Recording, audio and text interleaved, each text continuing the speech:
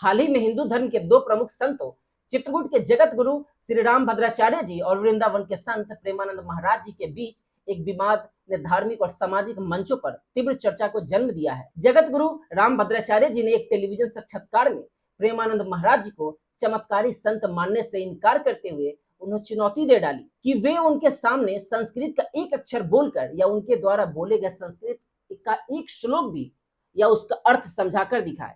इस बयान ने न केवल धार्मिक समुदाय में हलचल मचाई बल्कि सोशल मीडिया पर भी तीखी प्रतिक्रियाओं को जन्म दिया है। जगत गुरु जो तुलसी पीठ के संस्थापक और एक प्रख्यात विद्वान हैं, वो हाल ही में एनडीटीवी के एक पॉडकास्ट में प्रेमानंद महाराज जी की लोकप्रियता और उनके चमत्कारी दावों पर सवाल उठाए हैं। उन्होंने कहा है, मैं प्रेमानंद को चमत्कारी पुरुष नहीं मानता। चमत्कार वही कहलाता है जो शास्त्रों की चर्चा में सहज हो और श्लोकों को स्पष्ट अर्थ बता सके। राम भद्राचार्य जी ने प्रेमानंद महाराज को बालक समान बताते हुए उन्हें चुनौती दे डाली कि यदि वे वास्तव में चमत्कारी हैं तो उनके सामने संस्कृत का एक शब्द बोलकर या उनके श्लोकों का अर्थ हिंदी में समझाकर दिखाएं। यह बयान प्रेमानंद महाराज जी के भक्तों के बीच आक्रोश का कारण बना है। सोशल मीडिया पर उनके समर्थकों ने इसे अपने गुरु का अपमान बताया और तीखी प्रतिक्रियाएं दी। कुछ यूजर्स ने लिखा कि कोई संत किसी अन्य संत का इस तरह चुनौती नहीं दे सकता, जबकि अन्य यूजर्स ने राम भद्राचार्य जी के बयान को अहंकारपूर्ण बताया। प्रेमानंद महाराज जी वृंदावन में अपनी भक्ति, सादगी और प्रवचनों के लिए प्रसिद्ध हैं। उनका जन्म 30 मार्च 1969 को उत्तर प्रदेश के कानपुर के सरसौल गांव में हुआ था। उन्होंने 2016 में श्री हित राधा के लिए कुछ ट्रस्ट की स्थापना की, जो तीर्थयात्रियों और जरूरतमंदों को भोजन, आवास और चिकित्सा सेवाएं प्रदान करता है। उनकी शिक्षाएं भक्ति, गुरु के महत्व, साधारण जीवन और राधा कृष्ण की भक्ति पर आधारित है। प्रेमानंद जी महाराज पिछले 19 वर्ष से गंभीर किडनी रोग से जूझ रहे हैं, फिर भी वे रोजाना वृंदावन की परिक्रमा करते हैं, जिसे उनके भक्त चमत्कारी मानते हैं।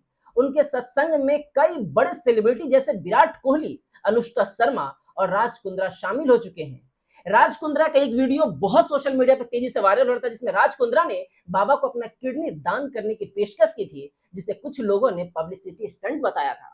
हालांकि प्रेमानंद महाराज जी भी विवादों से अछूते नहीं रहे हैं।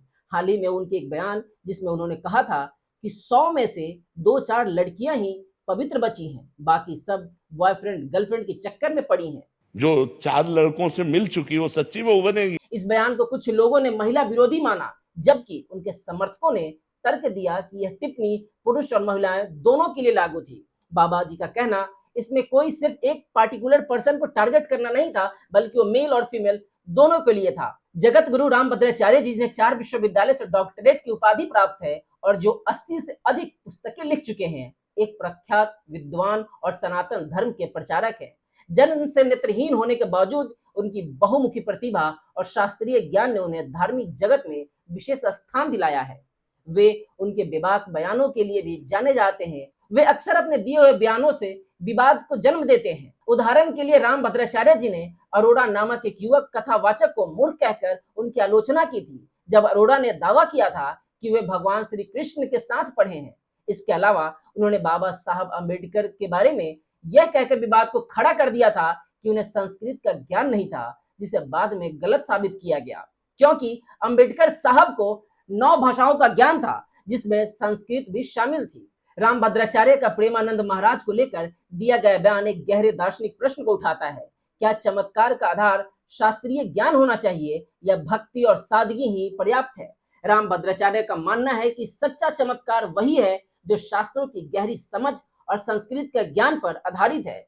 उनके अनुसार प्रेमानंद महाराज जी की लोकप्रियता उनकी भक्ति और सादगी के कारण हो सकती है, लेकिन इसे चमत्कार कहना कहीं से उचित नहीं है।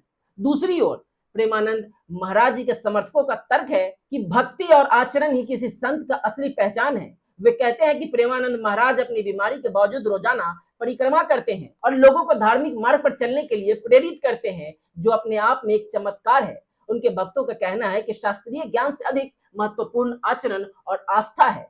राम भद्राचार्य जी के बयान के बाद सोशल मीडिया पर तीखी प्रतिक्रियाएं देखने को मिली। कुछ यूजर्स ने लिखा, ऐसे ज्ञान का क्या फायदा जिसमें इतना घमंड हो जाए। एक अन्य यूजर्स ने कहा, राम भद्राचार्य जी, जो कि मैं उन्हें नहीं मानता, ऐसे लोगों को मैं नहीं मानता, क्योंकि वो जाति भेदभाव और राजनीतिक बातें करते हैं। हमारे लिए प्रेमानंद बाबा ही ठीक है। वहीं कुछ लोग रामभद्राचार्य जी के पक्ष में तर्क दिया कि धार्मिक संतों को अपनी ज्ञान से अपनी पहचान बनानी चाहिए। यह विवाद केवल दो संतों के बीच का मसला नहीं है, बल्कि यह धार्मिक जगत में ज्ञान और भक्ति के बीच संतुलन का प्रश्न उठाता है। यह सवाल कि क्या एक संत की पहचान उनके शास्त्रीय ज्ञान से होनी चाहिए या उसकी भक्ति और आचरण से, या फिर धार्मिक समुदाय में लंबे समय से चली आ रही बहस का हिस्सा है।